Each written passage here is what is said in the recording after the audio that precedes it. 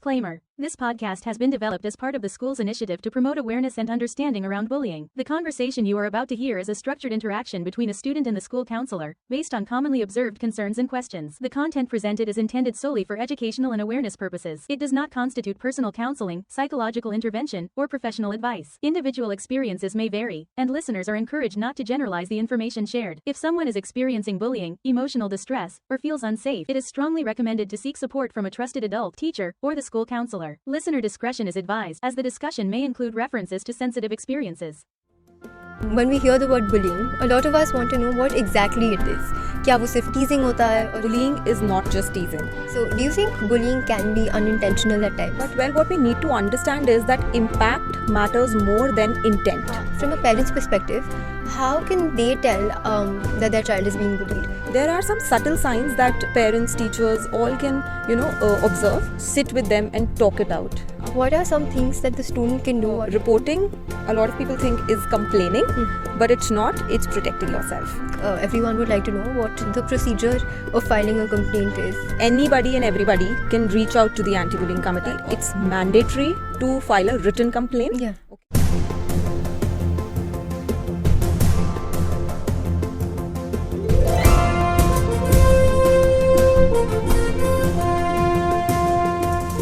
Greetings to everyone. I'm Arohi Bhattacharjee, Vice Captain of Sri Shakti House, and today we're going to be talking about something that affects millions of students every day: bullying.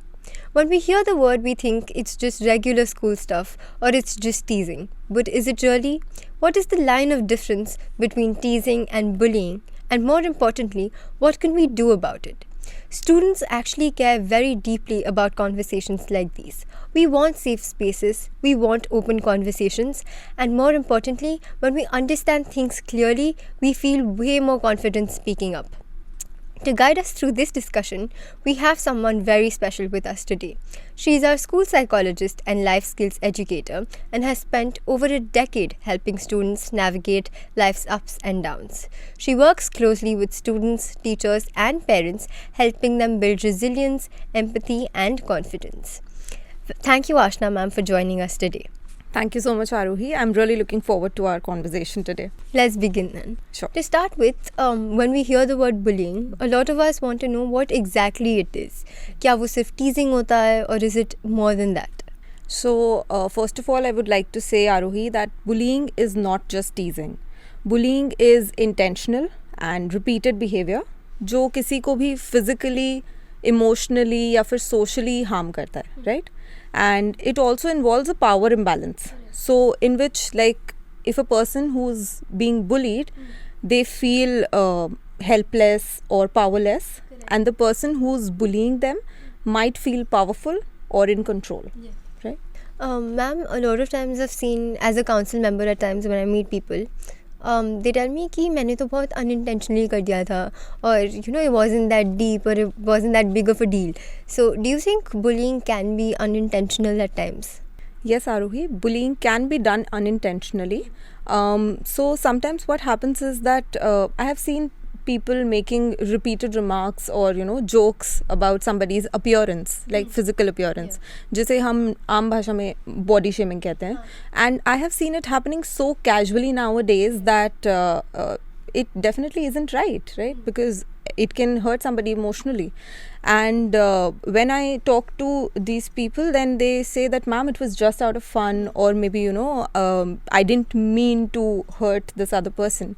But well, what we need to understand is that impact matters more than intent. Okay, and whatever is fun for you might be hurtful, embarrassing, or even shameful for the other person. It might make them feel humiliated, right?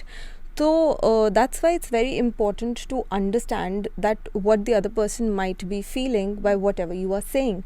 And if you see that yes, it hurt them, and you change your behavior, you listen to them, you apologize, and then you show some growth, then definitely that is not bullying. But if it continues in your behavior and you know that it is harming the other person, then it definitely crosses into bullying. Yeah, absolutely, ma'am. That makes a lot of sense. In fact, more often than not, this bullying is so minute कि हमको लगता है कि क्या ही report करेंगे. What will we say? So connecting to that, are there any types of bullying? Like, is bullying classified into various types that students should know and therefore be able to report? Yes, Arohi, there are different types of bullying. If suppose somebody is hitting somebody or even pushing them, या फिर किसी भी तरीके का physical harm cause कर रहा है कोई किसी को, तो that means that it's a physical type of bullying. ठीक है? When you are using words to harm somebody, like you are saying something abusive to somebody, or maybe threatening them or name calling them, then that becomes verbal bullying. Okay. And then there is social bullying, in which a person deliberately tries to exclude someone, and also sometimes it can happen that they are spreading rumors about somebody, okay, just to demean them, or maybe hurt them in some or the other way. And then comes cyberbullying, which is nowadays very much prevalent. So cyberbullying is like maybe sending mean messages online, or even making fake profiles of somebody just to mock them. Exactly. So all these types of bullying are something that we all need to be aware of. Ma'am, now that you speak of cyberbullying, with so much of our life happening online, I think everybody would like to know, for starters, how cyberbullying is different from offline bullying. So, thank you so much for asking that question, Arohi. I think this is one of the most important issues that we need to talk about right now. Cyberbullying is actually sending, sharing, or posting mean messages, or messages that might be harmful, hurtful, or even false, for that matter. And cyberbullying can happen on any kind of online platform, like social media platforms जैसे कि Instagram, Facebook, instant messaging platforms जैसे कि WhatsApp, etc. And even online education learning platforms as well. But it happens on one of the platforms, in fact, on a very large scale. Can you guess what that must be? Yes, absolutely. Online gaming. And nowadays teenagers are too much into online gaming, right? So that definitely becomes concerning. And one of the most concerning things about cyberbullying is that it can happen to anyone, anywhere, 24/7. And also it leaves a digital footprint, and it spreads quickly.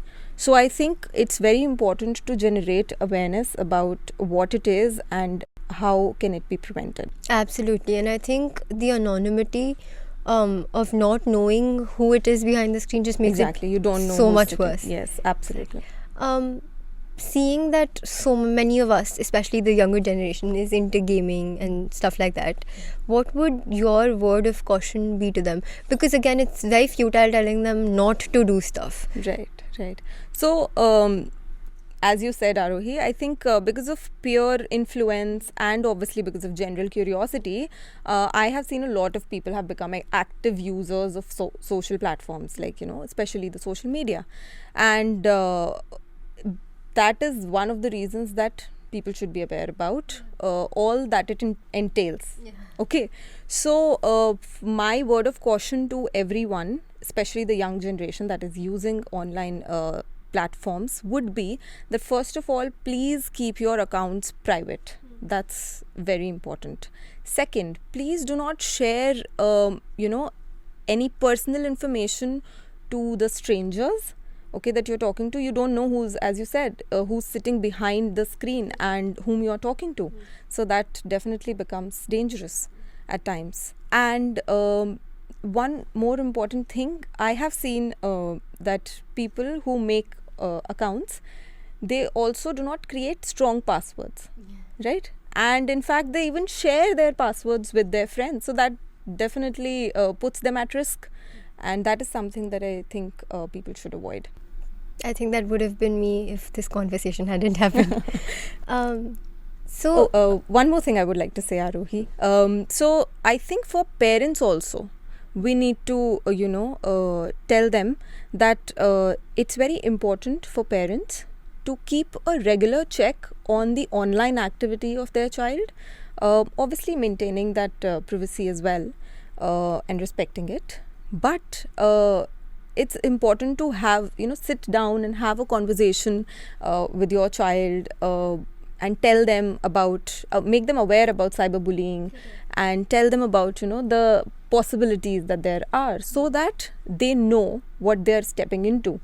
And in fact, as we at RKK also, encourage digital detox very much, right? So I would like to tell all the parents that it is very important that you just, set aside your phones for a while and then just sit with your child and then just talk to them, maybe play some offline games even. So that definitely will build a connection and trust between you people, so that they'll be able to share openly things with you. Absolutely. I think rigidity is probably one of the worst ways to go, because it doesn't help telling a teenager that they shouldn't be on Instagram.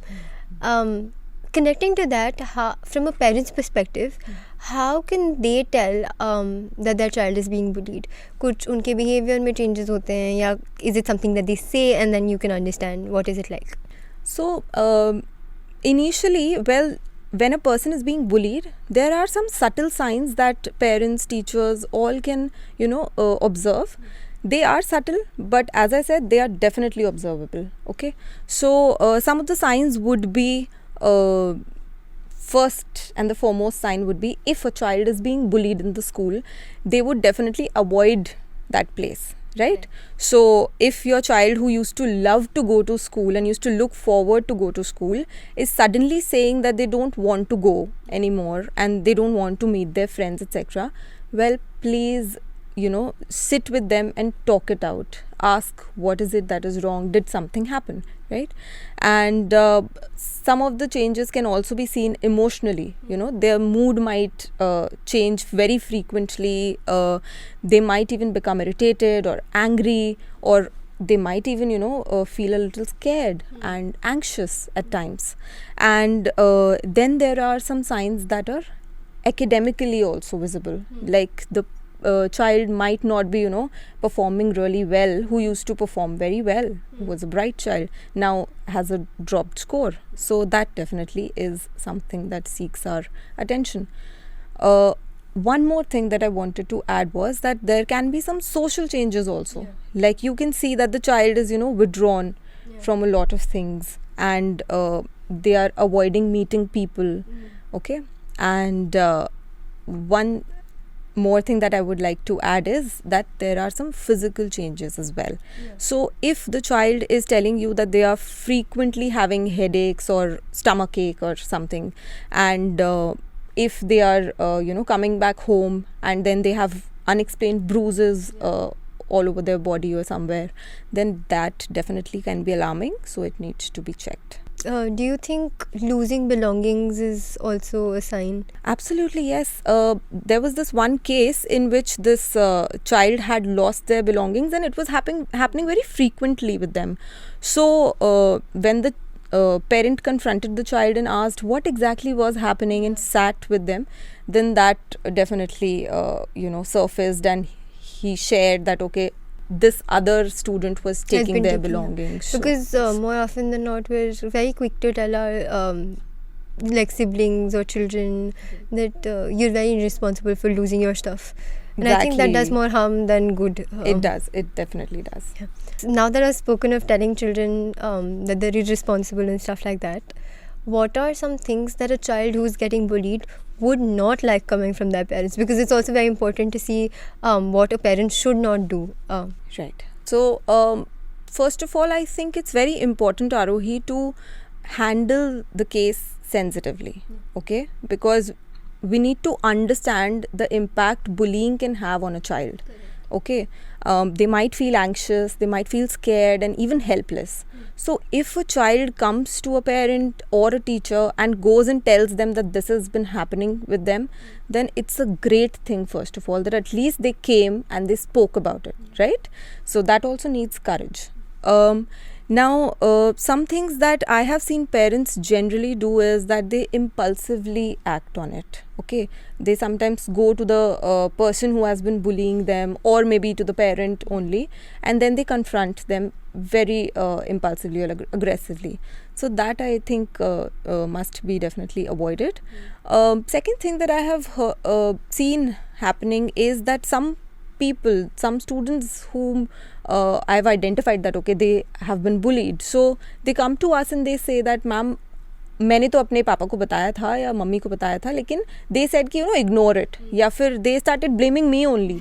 ठीक है, so that definitely is not supposed to happen, because if a child is coming to you, I would always say please sit with them, listen to them, and listen patiently, because they might be telling you things that they have not opened about with anybody. And also in fact tell them that you are glad that they shared something with you, and it would be great if this actually becomes a bonding thing. Okay, so it definitely makes the child develop that trust with the parent. So that definitely happens. And मुझे personally ऐसा लगता है that it's very important to build that connect before taking any kind of action. So I think maintaining that sort of emotional connect, especially in your adolescent years, is very, very important. Now, if we had to speak from the student's perspective, what are some things that the student can do? What are the initial steps that they should take when they realize that they're being bullied? Arohi, you have a sister, right? Yes. So have you ever tickled her? Yes, you I have. And how did it feel? It was fun as long as both of us were laughing. Right. So suppose now, imagine that she says that, now you tickle me as much as you want, but, it's not going to affect me. And she's saying it quite confidently. So you try from your side and she doesn't react, right? And now second time also you try, this time a little more passionately. And she is totally nonchalant about it now. Okay. So what would you do then? I think she is very occasionally ticklish. So the times that she is, we both have fun. But when she's not, it takes all the fun out of it because she's not laughing. Right. So it doesn't make sense for me to, perpetuate. And definitely when she's not reacting, then it looks like as if, what fun are you gonna have out of it, right? I don't. Right. So that is exactly how a person who is bullying feels when they are bullying somebody and they do not react to it. Okay? Yes. So when they are confidently taking a stance for themselves and they are saying that okay, this is not going to affect me, so that is something that I would like to tell the students also, that if in case somebody bullies you, please stay calm. Okay, first of all. Second thing, try and tell them very confidently and with a very firm voice that this is not funny and please stop, I don't like it. Tell them that. And also if you think that is something serious and it needs to be reported, then go to a trusted adult. It can be a teacher, maybe a council member, even your parent or counselors. Okay. And after that, if it is repeated, then please definitely go to the anti-bullying committee and report the case. I want to say that, please remember that reporting, a lot of people think is complaining, but it's not, it's protecting yourself. Correct. And I think even if something's very minute, I think it always helps to share it at least if you're not reporting. Yes. And if you're not comfortable with something that's happening. Yeah. Right. Now that you speak of the anti-bullying committee, I think everyone would like to know what the procedure of filing a complaint is and what it looks like. Okay. So, first of all, Arohi, as you know, anybody and everybody can reach out to the anti-bullying committee or the other 4 committees also for that matter. And we have kept the process pretty simple and very straightforward. Okay, so majorly for parents and for students, the first point of contact is a teacher, their class teacher especially. So they can reach out to the class teacher. If they are comfortable more with the subject teacher or maybe counselors or even the dean academics or even the member of the committee, then that is also fine. They can reach out directly to them and report a case. What needs to be definitely told is that it's mandatory to file a written complaint. Okay, that is something that our committee definitely follows. And also you can mail the complaint to the official school website as well. So the said written complaint, it has to entail specific details, or what is it like? So details can be like, what date did it happen on, or maybe, the location if you can share, or any other kind of detail, obviously the name of the person who's involved in it, and any person who can give us more information about whatever happened. So all these kind of details can be there. We encourage any kind of, reporting that happens. So please know that. So besides this anti-bullying committee, can we also speak of the other measures that our school has taken to foster an environment that strictly condemns bullying? Right. Okay. So actually we have taken quite many initiatives, Arohi. First is the 5 committees that we have, which obviously includes the ABC, that is anti-bullying committee, and it definitely revolves around maintaining a safer, happier environment in the school. Now, other than that, we organize several workshops for parents, teachers, staff members and students in order to make them aware, and also awareness workshop about cyber security also happens in our school. And then there are several anti-bullying boards that you must have seen displayed all over our school. So it entails all the information related to the zero tolerance policy of our school, and the members of the school, the committee, and their contact information. Okay, so that obviously makes it easier for the student and for the parents and everybody to reach out. Now, other than that, we have some wellness ambassadors also in our boarding, who basically, are the bridge. Yes, are the bridge between students and counselors. Correct. So that has definitely helped us very much. And other than that, I think we also have CCTV surveillance. Absolutely. The entire campus is under surveillance, and even the buses are under surveillance. Yes. And we have suggestion box. So I think as a student it makes reporting much easier, because your suggestion it could be anything. Yes, and for those people especially who cannot directly go and communicate it, it becomes easier. And I think our regular life skills classes also help a lot. Absolutely.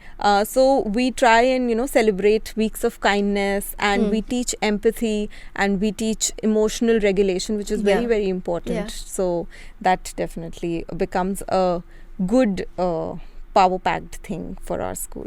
I can agree. बहुत बार I've noticed that especially as a part of the student community, I've noticed that people get bullied, and then there are friends of the person that is getting bullied, or friends of the person that is bullying a certain somebody, and oftentimes they do nothing about it.